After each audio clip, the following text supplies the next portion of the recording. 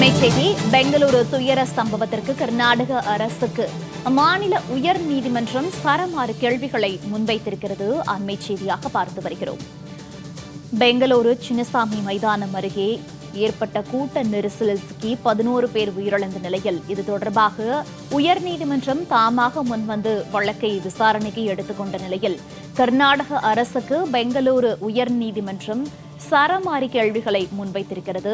இலவச அனுமதி என அறிவிக்கப்பட்டதால் 2.5 லட்சம் பேர் மைதானம் அருகே திரண்டனர் என்று அரசு தரப்பு வாதத்தில் முன்வைக்கப்பட்டிருக்கிறது.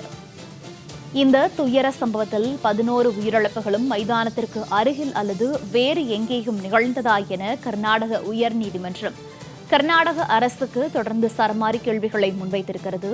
அது தொடர்பான அண்மை செய்தியை பார்த்து வருகிறோம். விவரங்களோடு செய்தியாளர் ஆண்டன் இணைப்பில் இருக்கிறார்.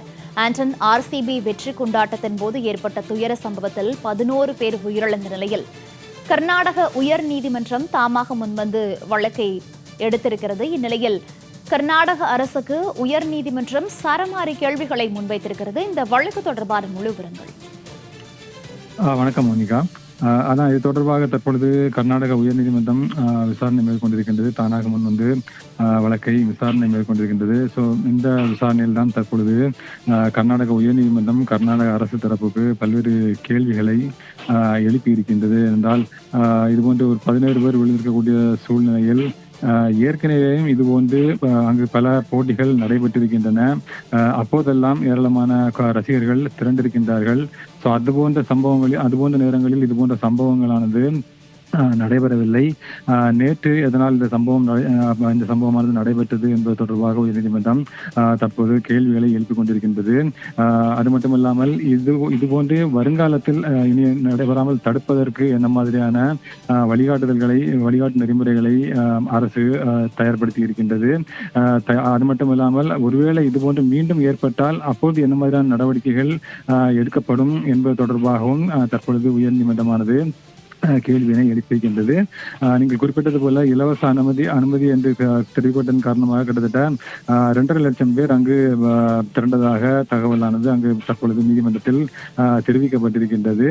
இதுபோன்று திடீரென இவ்வளவு கூட்டம் கூடியதன் காரணமாக பாதுகாப்புக்கு காவல்துறையினர் இருந்தாலும் கூட RCB நிர்வாகத்தின் சார்பில் அந்த பாதுகாப்பு நடவடிக்கைகளை அவர்கள் கவனித்துக் கொள்வதாக தெரிவிக்கப்பட்டதாகவும் தற்பொழுது அரசு தரப்பில் நீதிமன்றத்தில் தெரிவிக்கப்பட்டிருக்கின்றது.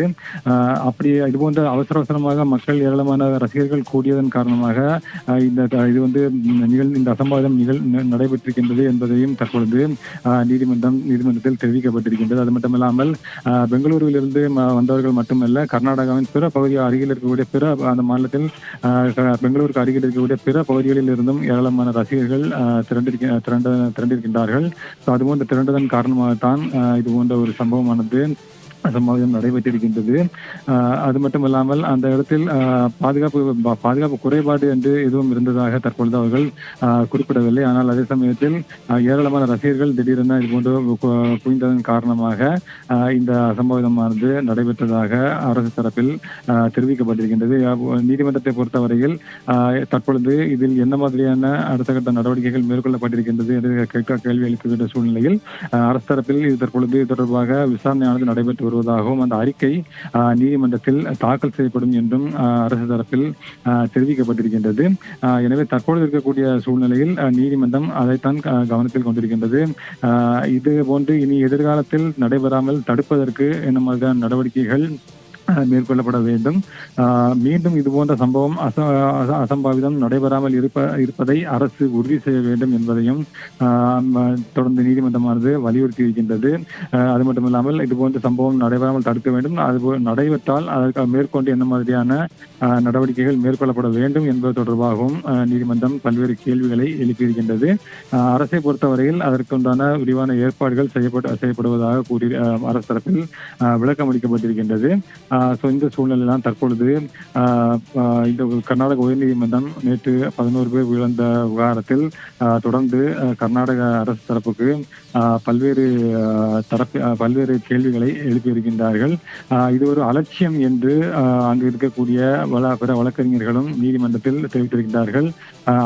அலட்சியம் காரணமாகவே இந்த சம்பவம் நடைபெற்றிருப்பதாக அங்கு இருக்கக்கூடிய பிற வழக்கறிஞர்கள் கர்நாடக உயர்நீதிமன்றத்தில் தெரிவித்திருக்கின்றார்கள்.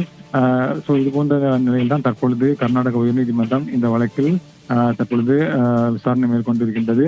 அடுத்த கட்டமாக என்ன உத்தரவுகளை பிறப்பிக்கப் போகிறது என்பதை நாம் பார்க்க வேண்டும்.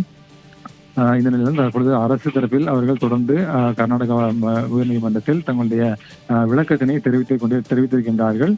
இதனை அடுத்து தற்பொழுது கர்நாடக உயர்நீதிமன்றம் அடுத்த கட்டமாக இந்த விஷயத்தில் என்ன உத்தரவு பிறப்பிக்கப் போகின்றது என்பதை பார்க்க வேண்டும். மோனிகா,